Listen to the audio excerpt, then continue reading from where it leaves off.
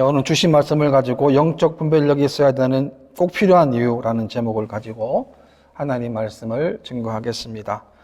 우리 인생 가운데 어떤 부분이 쉬운 부분이고 어떤 부분이 어려운 부분입니까? 우리가 인생 가운데 어려운 부분은 언제나 선택의 순간이라고 생각합니다.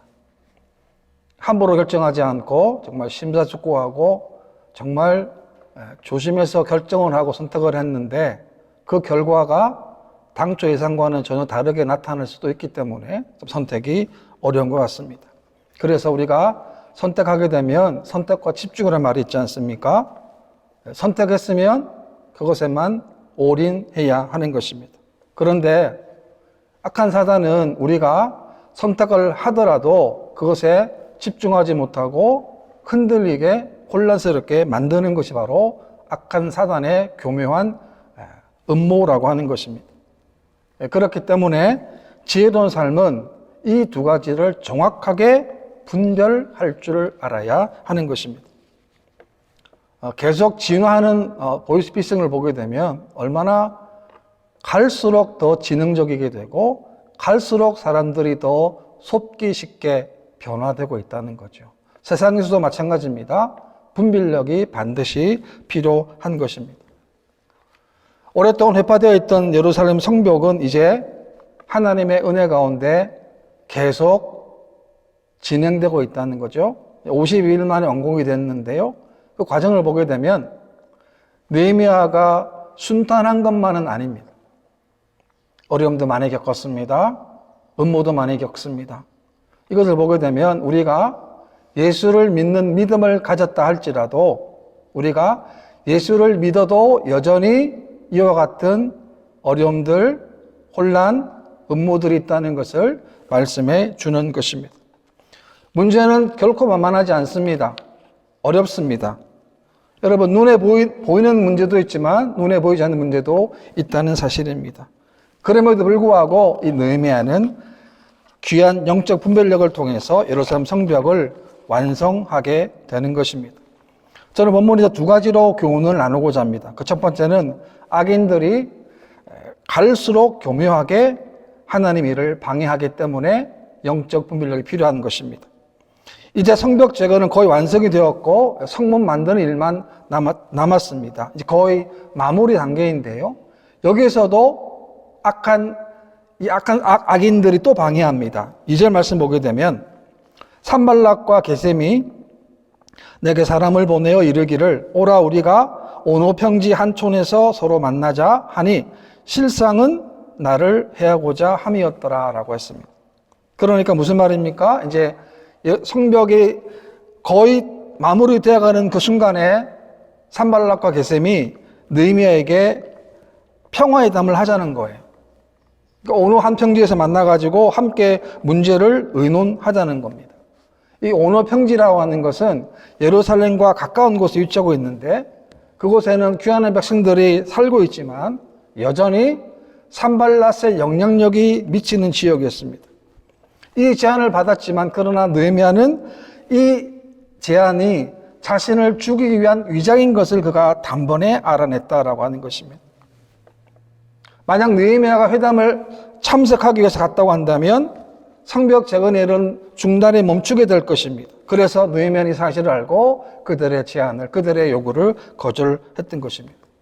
무슨 말이냐 하면 느헤미야는 영적인 분별력이 있었기 때문에 그들의 의도가 어디에 있는가를 정확히 알았다는 거죠. 성경 말씀에도 실상은 나를 해하고자 함이었더라 라고 했습니다. 우리도 그렇습니다. 다른 사람들의 말을 들을 때 그 사람의 진짜 의미가 뭔지, 의도가 뭔지 우리가 분간할 줄 알아야 하는 것입니다. 느헤미야는 원수들의 괴계를 알았고 또 원수를 만나서 타협을 한다 할지라도 그것이 하나님의 나라에 도움이 되지 않는 사실을 알았기 때문에 그를 만날 이유가 전혀 없다라고 하는 것입니다. 이전에도 산발락과 도비야가 이 성벽을 재건하고 있는 데 대해서 악한 말을 했기 때문에 그렇다라고 하는 것입니다. 그렇습니다. 성도들에게는 우리가 하나님 일할 때는 끝까지 마지막 때까지 우리가 방심할 수 없는 것입니다.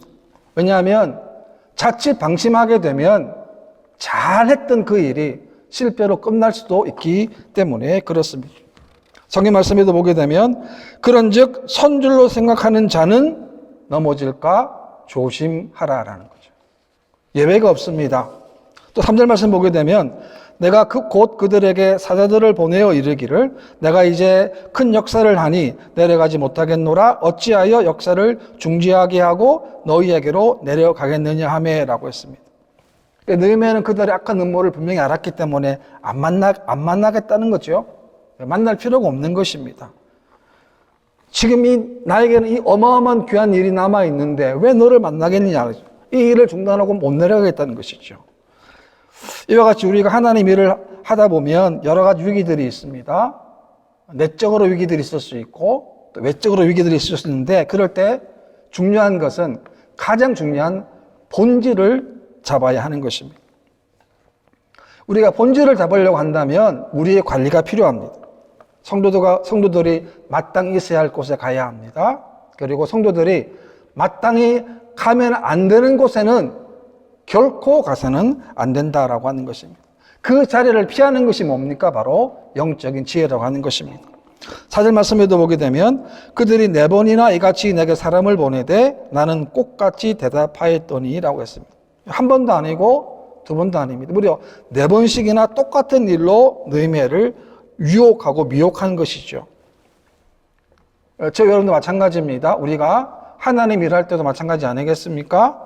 이런 유혹과 미혹들이 있을 때 우리가 말씀에 든든히 서 있다면 우리는 언제나 초질관에서 이런 태도가 필요하다는 것입니다. 죄악의 유혹에 조금의 양보도 조금의 방심도 있을 수 없습니다. 왜냐하면 그 빈틈에 악한 원수마귀가 허점을 노리기 때문에 그렇습니다. 5절 말씀 보게 되면 산발랏이 5번째는 그 종자의 손에 봉하지 않은 편지를 들려 내게 보냈는데 4번이나 했는데 안 통하니까 5번째는 뭐합니까? 편지를 보냈는데 편지를 봉하지 않았다는 거죠. 이 무슨 말입니까? 느헤미야에게 나쁜 소문을 그 안에 적어가지고 이 소식이 퍼지게 만드는 거예요. 그러니까 가면 갈수록 느헤미야를 코너로 몰기 위해서 봉하지 않은 편지를 보낸 거예요. 6절 말씀 보게 되면 그 글에 이르기를 이방 중에도 소문이 있고 가스모도 말하기를 너와 유다 사람들이 모반하려 하여 성벽을 건축한다 하나니 내가 그물과 같이 왕이 되려 하는도다 라고 했습니다. 이 말이 무슨 말입니까? 가스모라는 사람의 말을 인용해가지고 지금 느헤미야가 예루살렘 성벽을 재건할 목적이 뭡니까? 왕을 모반하겠다는 거예요. 그리고 자기가 뭐가 된다는 겁니까? 자기가 왕이 된다는 거예요. 그런 거짓 편지를 봉하지 않은 채로 들려보내는 거예요. 이런 소문이 퍼지게 만든 것입니다. 그러니까 이 말은 뭡니까?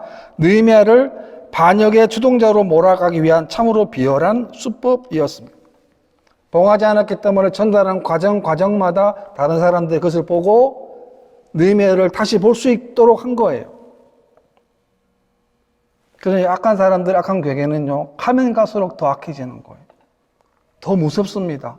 더 지능적이에요. 그렇기 때문에 우리가 언제나 어디서나 영적인 분별력이 필요한 것입니다.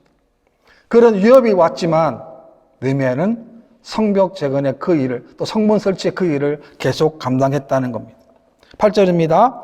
내가 사람을 보내어 그에게 이르기를 내가 말한 바 이런 일은 없는 일이요 내 마음에서 지어낸 것이라 하였더니 라고 했습니다. 바로 알은 거죠. 느헤미야는 내 마음이 아니고 네가 네 마음에 지어냈다는 것을 바로 알았다는 거예요. 그래서 느헤미야도 산발랏에게 사람을 보내가지고 너의 주장이 거짓된 것임을 분명히 했다는 거죠. 느헤미야가 산발랏과 같은 계고에 말들지 않았던 것은 뭡니까? 하나님을 의지함으로 말미암아 그의 괴계를 꿰뚫어 볼 수 있는 그가 영적인 통찰력을 가졌기 때문에 그렇습니다. 여러분, 사단은 거짓 정보를 퍼뜨림으로 성도들로 하여금 삶의 목표를 이탈하게 만드는 거죠. 사단은 거짓을 꾸며서 마치 문제가 있는 것처럼 두렵게 만들고 문제를 복잡하게 만드는 것입니다. 그래서 사단의 전략을 마치 메뚜기 튀김과도 같습니다. 여러분 잘 아십니까? 메뚜기를 튀겨서 요리를 하는 것을 보면 살아있는 메뚜기를 프라이팬에 올려놓으면 이 치기 때문에 요리하는 게 어렵습니다. 그래서 어떻게 하냐면은 먼저 뜨거운 물에 담궜다가 꺼낸 이후에 프라이팬에서 올려놓고 튀김을 한다고 합니다. 이것이 바로 사단의 전략이라고 하는 것입니다. 무슨 말이냐면 우리의 의식이나 우리의 생각 가운데 한 주간 동안 세상에 담가버리는 거예요. 한 주간 살아오지만 하나님을 거의 생각하지 않고 말씀을 거의 보지 않고 세상의 것만 보고 느끼고 즐기다가 주일날 교회에 오게 만드는 거예요. 그리고 일주일 동안에 어떤 재미로 살았냐면 세상 보는 재미였어요. 세상 보는 민감하게 반응하는 것을. 그러다 보니까 어떻게 됩니까? 영적으로 둔감하게 되는 거예요. 자신의 신앙을 모르는 거예요. 자신의 신앙의 진면모를 보지 못하게 만드는 거예요. 그것이 오늘 이 땅의 사단의 전략 전술이라고 하는 것입니다. 그래서 이 땅에서 성도들로 하여금 삶의 목표를 혼동하게 만들어 버리는 거예요. 이탈하게 만들고 또 우리의 삶의 목표를 분산하게 만드는 거예요. 그렇기 때문에 오늘 우리 필요한 것이 바로 영적인 안목이라는 거죠. 악인들의 악한 음모와 사단의 악한 음모와 악한 계획을 물쓸 수 있는 영적인 눈이 필요하다라고 하는 것입니다. 여러분, 느헤미야의 선택은 옳았습니다. 이런 말 저런 말 많이 들었지만 느헤미야는 하나님만 보라. 다른 거 안 봤어. 내가 해야 할 일. 성벽 재건하고 성문 다는 내가 해야 할 일에만 집중했다는 겁니다. 빌립보 3장 말씀 보게 되면 바울의 고백입니다. 형제들아, 나는 아직 내가 잡은 줄로 여기지 아니하고 오직 한 일, 즉 뒤에 있는 것은 잊어버리고 앞에 있는 것을 잡으려고 달려가노라라 고백했습니다. 바울의 중요한 원칙인데요. 뒤에 있는 것은 잊어버린다는 거예요. 왜냐하면 뒤에 있는 것은 내가 지금 이미 다 결정됐기 때문에 내가 아무리 해도 변경이나 변개되지 않는다는 거예요. 대신에 뭘 잡았습니까? 바울은 앞에 있는 것, 미래를 향해서 그는 달려갔다는 거예요. 여러분, 바울도 사역에 수많은 어려움들 많이 겪었습니다. 얼마나 겪었습니까? 고통을 많이 겪었죠. 그러나 그 순간에도 그 위기 가운데도 바울은 항상 주님과 함께 했다는 거예요. 이건 뭘 말합니까? 오늘 저와 여러분 마찬가지 아니겠습니까? 우리가 세상 가운데 우리의 의식은, 우리의 생각은 세상이 아닙니다. 세상 쾌락이 아니라는 거죠. 그 세상 쾌락, 세상 재미는 잠시만 다 사라지는 거예요. 다 사라진 안개와 같은데 우리는 정말 귀한 것, 정말 영조적인 영원한 하나님 나라의 기쁨과 즐거움을 우리가 소유하고 살아가는 거예요. 그것이 뭡니까? 영적인 삶이라고 하는 것입니다. 그 다음에 두 번째는 느헤미야를 직접적으로 공격합니다. 10절인데요. 이후에 모에다벨의 손자 들라의 아들 스마야가 두문불출하기로 내가 그 집에 가니 그가 이르기를 그들이 너를 죽이러 올 터이니 우리가 하나님의 전으로 가서 외선에 머물고 그 문을 닫자 저들이 반드시 밤에 와서 너를 죽이리라 하기로 라고 했습니다. 그러니까 지금 이 느헤미야의 성벽 재건을 이 악한 사람들은 결사로 반대합니다. 절대로 못하도록 막는 거예요. 어떻게 합니까? 대적들은 이 스마야라는 이 선지자를 돈으로 매수해가지고 거짓 예언하게 만드는 겁니다. 스마야는 정치적 도구로 고용된 거짓 선지자였습니다. 그러니까 느헤미야가 그 집 방문했는데 느헤미야에게 암살의 위험이 있다는 거예요. 누군가 널 죽을지 모르니까 어떻게 하라는 겁니까? 성전 지성소에 있는 외소로 함께 피하자는 거예요. 얼핏 들으면 정말 느헤미야를 위한 것 같지 않습니까? 이 위기 누가 나를 죽이러 오는데 같이 성전에 있는 그 누구도 들어올 수 없는 곳에 같이 함께 피하자는 거예요. 근데 느헤미야는 알았습니다. 그곳에 가면 안 되는 걸 알았습니다. 구약성경에 보게 되면 민수기인데 18장 보게 되면 너와 내 아들들은 제단과 휘장 안의 모든 일에 대하여 제사장의 직분을 지켜 섬기라. 내가 제사장의 직분을 너에게 선물로 주었은즉 거기 가까이 하는 외에는 죽임을 당할지니라. 무슨 말입니까? 거기 가까이 하는 외에는 죽임을 당할지니라. 함부로 못 도하는 거예요. 제사장들만 들어가는 곳인. 근데 그곳에 가자는 거예요. 스마야는 참 그럴듯합니다. 참 멋있게 유혹합니다. 마치 느헤미야를 위하는 것처럼 하지만 실상은 느헤미야를 주기 위한 함정이라고 하는 것입니다. 그렇기 때문에 우리가 말씀을 정확히 알아야 됩니다. 말씀을 정확히 깨우쳐야 되는 것입니다. 12절 말씀에도 보게 되면 깨달은 즉 그는 하나님께서 보내신 바가 아니라 도비야와 산발렛에게 뇌물을 받고 내게 이런 예언을 함이라 라고 했습니다. 깨달았다는 게 뭘 깨달았다는 거예요? 하나님께서 보내신 바가 아님을 느헤미야가 깨달았다는 거예요. 오히려 악한 사람들이 뇌물을 돈을 받고 거짓 예언을 한 것을 느헤미야가 깨달았다라고 하는 것입니다. 오늘날에도 참과 거짓을 분별할 줄 알아야 됩니다. 우리들에게도 어떤 제안이나 어떤 요구도 일단은 그것이 말씀을 벗어난다 한다면 그것을 일축할 수 있는 영적인 담대함이 필요한 것입니다. 담대한 제안일수록 혹합니다. 그러나 위험합니다. 결국은 망한다는 것이죠. 우리가 참 선지자와 거짓 선지자를 어떻게 구별할 수 있습니까? 그것은 그 예언과 그 말씀이 하나님 말씀과 일치하는가라고 하는 것입니다. 하나님 말씀에 벗어난 예언은 다 거짓된 것입니다. 아무리 그럴듯하게 들려도 그것이 하나님 말씀에 대입해 보았는데 어긋나면 맞지 않으면 어떻게 되겠습니까? 뒤를 돌아보지 않고 가야 됩니다. 멀리 가야 되는 것이죠. 어떤 분이 장사를 하고 있는데요. 장사하는 어떤 사람이 와가지고 명함을 줬습니다. 그리고 심심하고 놀러 오라는 거예요. 그러니까 자기 집이 찾아와가지고 떡도 주니까 이렇게 명함 보고 찾아갔어요. 그러니까 찾아가 보니까 그 가게 앞에 찾아가 보니까 집인데 그분이 찝찝해요. 그러니까 갈까 말까 망설이다가 그 집에 들어갔어요. 그분이 사는 것은 그 집에 안 들어가야 되는데 그 집에 들어갔어요. 문을 열고 들어가 보니까 그 집이 어떤 집이냐면 도박장이에요. 도박. 아주머니들이 모여가지고 화투 치는 도박장이었어요. 처음에는 심심풀이라고 하지 않습니까? 그러나 그게 아니잖아요. 빠지고 돈을 탕진하고 돈을 다 날려버리니까 나중에는 스스로 목숨을 끊으려고 할 정도로. 우리가 믿는 사람도 마찬가지예요. 누가 어떤 유혹을 우리가 아무도 모릅니다. 그런데 우리는 적어도 믿는 사람이기 때문에 적어도 한 번은 그것을 우리가 하나님 말씀에 대입을 해 보아야 하는 것입니다. 아무리 듣기 좋아도 아무리 혹한 것이라 할지라도 적어도 한 번 이상은 그 말씀을 그 제한 그 유혹을 하나님 말씀에 대입을 한번 해보아야 합니다. 왜냐하면 악한 원수마귀는 지금도 수단과 방법을 가리지 않고 성도들을 넘어뜨리려고 지금 발악을 하고 있기 때문에 그렇습니다. 그래서 우리는 하나님 말씀으로 무장해야 합니다. 무장하지 않으면 원수마귀의 유혹에서 넘어질 수도 있기 때문에 그렇습니다. 요한의 4장 말씀 보게 되면 사랑하는 자들아 영을 다 믿지 말고 오직 영들이 하나님께 속하였나 분별하라. 많은 거짓 선지자가 세상에 나왔습니다. 라고 했습니다.